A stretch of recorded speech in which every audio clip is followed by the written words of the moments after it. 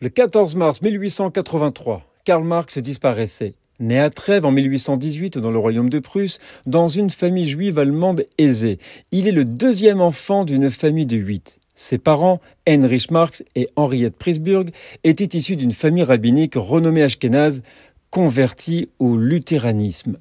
L'influence du judaïsme sur la pensée de Marx est sujet à débat. Dans son ouvrage « Marx et le judaïsme » de Michael Lowy, il affirme que Karl Marx a étudié le Talmud dans sa jeunesse, mais qu'il a ensuite rejeté sa religion. En 1843, Karl Marx critique l'émancipation accordée aux Juifs par les États modernes, arguant qu'elle ne peut aboutir que par l'abolition du capitalisme. Ses écrits ont eu un impact profond sur les mouvements politiques et sociaux à travers le monde.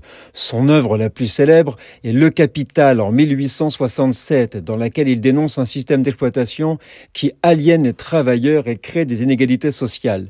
Certains le présentent comme un antisémite, mettant en avant des passages de ses écrits. D'autres, au contraire, soulignent son rejet de l'antisémitisme.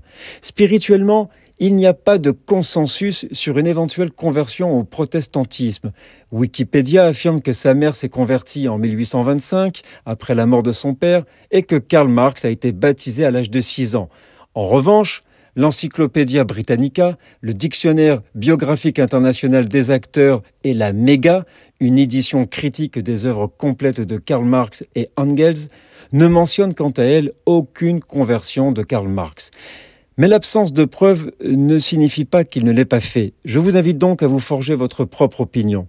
Karl Marx s'éteint paisiblement dans son fauteuil en ce jour de 1883 à Londres, à l'âge de 65 ans. Il est enterré avec son épouse dans le cimetière de Highgate, à Londres, où pour visiter la tombe de celui qui critiquait le capitalisme, il vous faudra débourser la somme de 6 livres sterling. Nous sommes le 14 mars.